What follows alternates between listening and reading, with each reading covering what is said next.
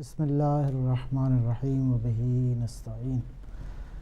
رب اشرح لی صدری ویسر لی امری واحلل عقدۃ من لسانی یفقہوا قولی. اما بعد، پروردگار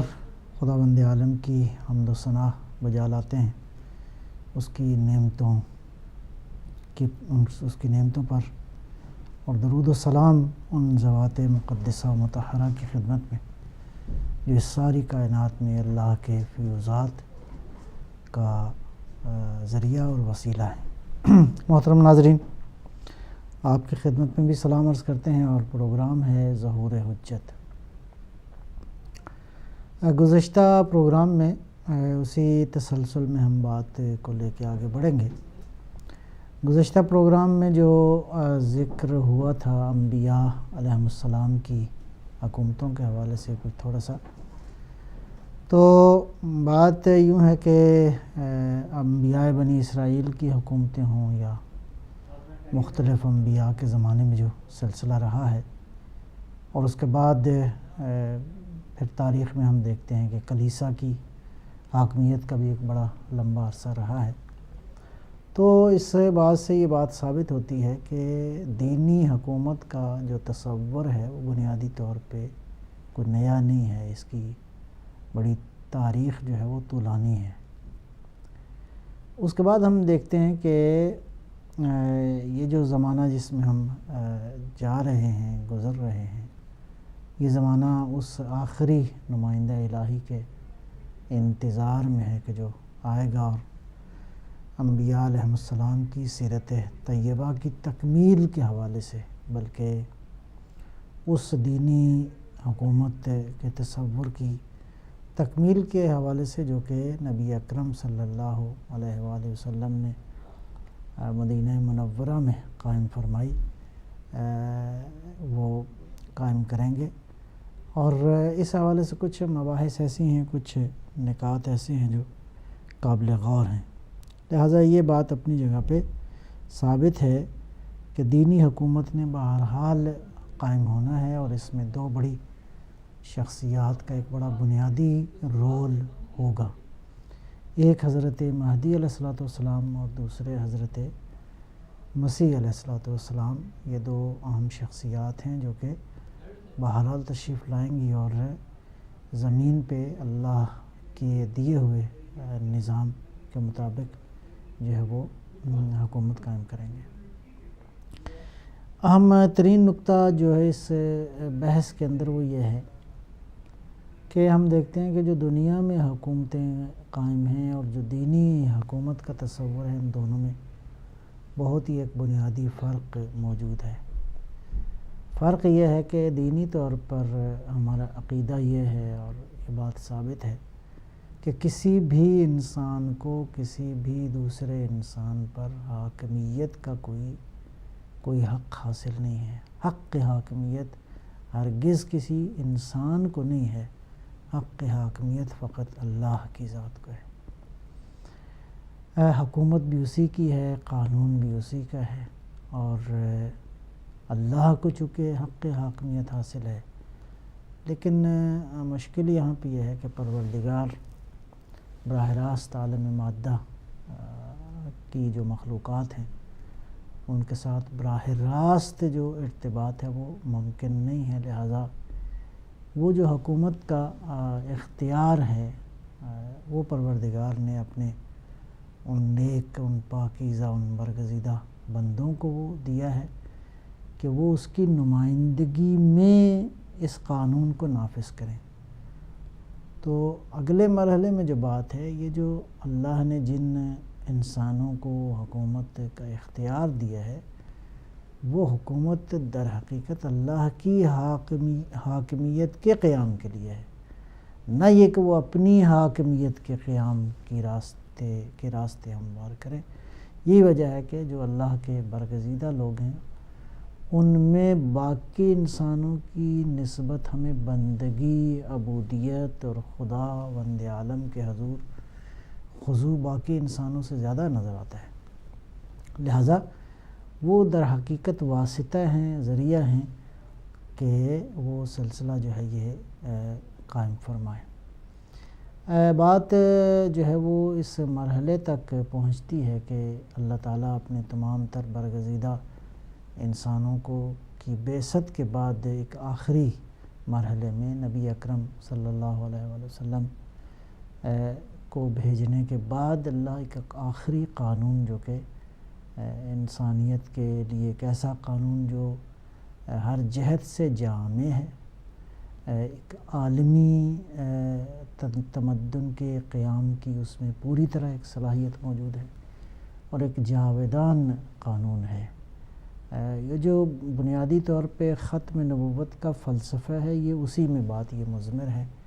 کہ اس کے بعد کوئی نئی شریعت نہیں آئے گی، کوئی نبی اور نہیں آئے گا، نہ ہی وہ نبی تبلیغی ہوگا، نہ ہی وہ نبی تشریعی ہوگا، کسی صورت میں نئے نبی نے نہیں آنا۔ لیکن بہرحال مشیت الہی کا تقاضا یہ ہے کہ یہ جو آخری قانون آیا ہے، جو اپنے اندر ان تمام تر خصوصیات کو لیے ہوئے ہے، اس قانون کے نفاذ کے لیے ایسے افراد کی ضرورت ہے جو بہرحال پیغمبر اکرم صلی اللہ علیہ وآلہ وسلم کے بعد اس قانون کی تشریح، اس قانون کی تفسیر، اس قانون کی تبیین جو ہے وہ وہی انسان کر سکتے ہیں جو چونکہ قانون بھی معصوم ہے تو معصوم ہی اس کی تبیین کا حق رکھتے ہیں۔ تو اس اعتبار سے اگر ہم اس کو یوں کہیں کہ دین مقدس اسلام کی جو کلی خطوط ہیں، وہ جو کلیات ہیں، وہ ساری کی ساری بیان کر دی گئی ہیں، یا سرکار دو عالم صلی اللہ علیہ وآلہ وسلم کی سیرت طیبہ، ان کے فرامین کی روشنی میں، یا پھر ائمہ ہدیٰ علیہم السلام جو کہ نبی اکرم کے علم اور ان کی تمام تر شخصیت کے وارث ہیں، قرآن کریم کے بھی وارث ہیں، لہٰذا قرآن کریم ہی کی تفسیر کے حوالے سے اور دین اسلام کی وہ تمام تر کلیات جو انسان کے لیے جن کی ضرورت ہے وہ بیان کر دی گئی ہیں۔ پھر اس کے بعد ہم دیکھتے ہیں کہ ایک مرحلہ آتا ہے کہ امام زمانہ علیہ الصلوۃ والسلام دنیا سے ظاہری طور پر جو ہے وہ غیبت کے مرحلے میں ہیں، موجود ہیں اس وقت، لیکن کیا دین واقعاً بنیادی طور پہ یہ صلاحیت رکھتا ہے کہ انسانوں کے مسائل کو حل کر سکے؟ تو اس اعتبار سے ایک بات بڑی واضح ہے، کیونکہ ایک ایسا سسٹم قیادت کا، رہبری کا جو کہ دین کے منشا کو نافذ کر سکے، لوگوں تک پہنچا سکے، ایک ایسا نظام ضروری ہے۔ یہی وجہ ہے کہ ایک تو وہ نمائندے ہیں جو اللہ کے منتخب نمائندے ہیں، اور خصوصاً جو غیبت کا زمانہ ہے، اس غیبت کے زمانے میں بھی رہبری کے حوالے سے خاص شرائط اور قوانین بیان کر دیے گئے ہیں، اوصاف بیان کر دیے گئے ہیں۔ لہٰذا غیبت کے زمانے میں بھی جن لوگوں نے اس سلسلے کو لے کے آگے بڑھنا ہے، اگر وہ شرائط ان میں موجود ہوں تو رہبری کی صلاحیت جو ہے وہ دینی طور پہ ثابت شدہ ہے۔ یہاں پہ ایک سوال پیدا ہوتا ہے اور بہت ہی باریک نقطہ ہے، اور وہ یہ ہے کہ دنیا کی جو حکومتیں ہیں، ان حکومتوں کی جو جسٹیفیکیشن ہے، ان کی جو مشروعیت ہے کہ یہ حکومتیں آیا درست ہیں یا یہ حکومتیں واقعاً ان کو صحیح حکومت کہنا چاہیے، یہ جسٹیفیکیشن ان حکومتوں کو کہاں سے ملتی ہے؟ آج دنیا کے اندر بہرحال ایک جمہوری طرز حکومت کا جو ہے وہ سلسلہ ہے، تو اس اعتبار سے جمہوری نظام حکومت کے اندر حکومت کی جو جسٹیفیکیشن ہے، یا اس کو اگر مشروعیت کا عنوان قرار دیا جائے، تو یہ مشروعیت لوگ جو ہے وہ مہیا کرتے ہیں، اور یہ جمہوریت بھی ظاہر ہے کہ انڈائریکٹ ہے، ڈائریکٹ نہیں ہے۔ لوگ نمائندوں کا انتخاب کرتے ہیں، اور نمائندے لوگوں کی نمائندگی میں پھر قانون کو بناتے ہیں، اور لہٰذا اصل لوگ ہیں کہ لوگ جو ہے وہ قانون سازی میں براہ راست دخیل ہیں، لوگ نظام حکومت میں جو ہے وہ ان کا عمل دخل موجود ہے۔ دینی طور پہ یہ معاملہ ایسا نہیں ہے. دینی طور پہ ہم نے عرض کیا کہ بنیادی طور پہ حق کے حاکمیت جو ہے وہ فقط اللہ کی ذات کو ہے، اور اگر کوئی شخص اس درمیان حکومت کے قائم کرنے کا ذریعہ اور سبب ہے تو اس میں عبودیت اور بندگی کے اوصاف زیادہ ہونے چاہیے. نتیجتاً مقاصد اور اہداف میں بھی فرق آ جاتا ہے. تو بنیادی طور پہ ایک دینی حکومت جو آلریڈی مشروع ہے، جسٹیفائیڈ حکومت ہے. لوگ خصوصاً غیبت کے زمانے میں اپنی رائے سے صرف اس بات کا اظہار کریں گے کہ ہم اس مشروع حکومت کو قبول کرتے ہیں تاکہ یہ اپنے اس طرح کا کوئی نظام بنائے جو کہ حکومت کے جو بنیادی اہداف ہیں ان کو لے کے تو آگے بڑھ سکے. اس اعتبار سے یہ بحث تقریباً 3 حصوں میں کی جا سکتی ہے. ایک ہے نبوت اور حکومت کے عنوان سے، ایک ہے امامت اور حکومت کے عنوان سے، اور ایک ہے فقیہ اور حکومت یا فقاہت اور حکومت کے عنوان سے. ان باتوں کا جائزہ لیا جا سکتا ہے. تو اس حوالے سے میں عرض کروں گا کہ قرآن کریم میں کچھ اصطلاحات ہیں جو استعمال ہوئی ہیں جن سے ہمیں بہرحال یہ بات واضح ہو جاتی ہے کہ دینی طور پر حکومت کا ایک تصور جو ہے وہ موجود ہے. مثلا لفظ امامت استعمال ہوا ہے، خلافت کا لفظ استعمال ہوا ہے، ملک کا لفظ استعمال ہوا ہے، ولایت، اولو الامر، حکم، بیعت، یہ ساری کی ساری وہ الفاظ ہیں جن سے یہ بحث ثابت ہو جاتی ہے کہ دینی طور پہ ایک حکومت کا تصور جو ہے وہ موجود ہے. اور اس کے علاوہ ہم دیکھتے ہیں کہ قرآن کریم نے 2 طرح کے طبقات کا ذکر کیا ہے جن کے درمیان یوں سمجھیں کہ حق و باطل کی مختلف شکلوں کے درمیان جو ہے وہ مارکہ آرائی رہی ہے تاریخ بشریت میں. اور اس میں ایک طبقہ ایسا ہے جس طبقے کی حمایت کی ہے انبیاء علیہم السلام نے. ایک تو طبقات جو ہے وہ ان اصطلاحات کے ساتھ قرآن نے ان کا ذکر کیا ہے. ربانیون کی اصطلاح استعمال ہوئی ہے، حواریون حضرت عیسیٰ علیہ السلام کے حوالے سے، اسباط کا ایک لفظ اصطلاح استعمال ہوا ہے، انصار کی ٹرمینالوجی بھی اسی طرح استعمال ہوئی ہے. اس کے مقابلے میں وہ گروہ جو ان مستضعف اور ان پسے ہوئے انسانوں اور ان وہ جو لوگ تھے جو واقعاً حقیقت کے درپے تھے اور انسان کی ترقی کے درپے تھے، اس کے مقابلے میں کچھ لوگ جو ہمیشہ سے رہے ہیں اور ابھی تک بھی یہ سلسلہ جو ہے وہ جاری ہے. قرآن کریم نے ان طبقات کو ان تعبیرات سے یاد کیا ہے. ملأ کا لفظ استعمال ہوا ہے، مستکبرین کی ٹرمینالوجی استعمال ہوئی ہے، مسرفین، مترفین. اور انبیاء نے جن لوگوں کا ساتھ دیا ہے وہ ہیں ربانیون، اسباط، حواریون، انصار، یہ وہ لوگ ہیں. قرآن کریم میں ایک جگہ اللہ ارشاد فرماتا ہے سورہ آل عمران میں کَأَيٍّ مِّن نَبِيٍّ قَاتَلَ مَعَهُ رِبِّيُّونَ كَثِيرٌ فَمَا وَهَنُوا لِمَا أَصَابَهُمْ فِي سَبِيلِ اللَّهِ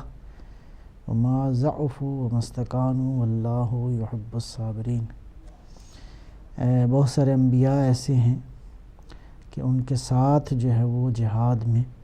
ان کے حامیوں، ان کے جو تربیت یافتہ تھے، ربیون، جو انبیاء کے تربیت یافتہ تھے، انہوں نے انبیاء کا ساتھ دیا. فما وہنوا، اور ہرگز جو ہے وہ وہن کا شکار نہیں ہوئے جتنی بھی مشکلیں ان پر پڑیں، یعنی پیچھے نہیں ہٹے اپنے ان کے قدموں میں، تزلزل نہیں آیا. لما اصابہم فی سبیل اللہ، اللہ کی راہ میں جو بھی مشکلات آئیں انہوں نے انبیاء کے ساتھ جو ہے وہ ساتھ دیا. وما ضعفوا، اور نہ ہی وہ انہوں نے کہیں کمزوری اور ضعف کا اظہار کیا. وما استکانوا واللہ یحب الصابرین، اور پروردگار جو ہے وہ صابروں کو پسند فرماتا ہے. تو یہ بہرحال ایک آیہ مجیدہ ہے جس سے ہمیں سمجھ میں آتا ہے کہ انبیاء علیہم السلام کا جو جد و جہد ان کی تھی، اور وہ اس جد و جہد میں بہرحال کچھ لوگ ایسے ہیں جو کہ جنہوں نے ان کا ہمیشہ ساتھ دیا ہے۔ اب دیکھنا یہ ہے کہ یہ جو عرض کیا کہ آپ کی خدمت میں کہ حکومت کا بنیادی طور پہ اختیار جو ہے وہ اللہ تعالیٰ کی ذات کو حاصل ہے، اور اس اقتدار کو اور اس قانون کو نافذ کرنے کے لیے اللہ تعالیٰ نے اپنے بندوں کا انتخاب فرمایا، معصوم انسانوں کا، لیکن غیر معصوم جو ہیں، جو کہ اس وقت خصوصاً یہ زمانہ جو کہ حضرت مہدی علیہ السلام کی غیبت کا زمانہ ہے، جب تک اللہ نہیں چاہے گا ان کا ظہور جو ہے وہ نہیں ہوگا۔ ظاہر ہے کہ اللہ کی مشیت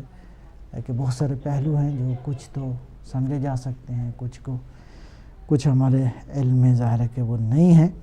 اور وہ پہلو بھی جو ہم تھوڑا سا اندازہ لگا سکتے ہیں وہ روایات سے ہیں۔ تو یہ جو زمانہ ہے، اس زمانے میں دین کے اہداف کو لے کے آگے بڑھنے کے لیے جو ہے وہ دین کے اہداف بنیادی طور پہ جو ہیں وہ ظاہر ہے کہ اس دور کے اندر جو دین کے بنیادی ترین اہداف میں جو شامل ہے، میں نے عرض کیا آپ کی خدمت میں کہ وہ جو بنیادی ترین اصول تھے وہ بیان ہو چکے ہیں۔ بہرحال ایک بہت بڑی تعداد میں اہل بیت علیہ السلام کی احادیث مبارکہ، ان کی سیرت طیبہ کا خزانہ بھی ہمارے پاس موجود ہے۔ قرآن کریم ایک بہت بڑا خزانہ ہے، نبی اکرم صلوات اللہ وسلم علیہ کی احادیث مبارکہ، ان کی سیرت طیبہ، اور اسی تسلسل اور تناظر میں امام مہدی علیہ السلام تک۔ تو یہ جو زمانہ ہے، غیبت کا جو زمانہ ہے، اس غیبت کے زمانے میں بھی ایک تو بڑا جو ہے وہ نقطہ یہ ہے کہ دین کو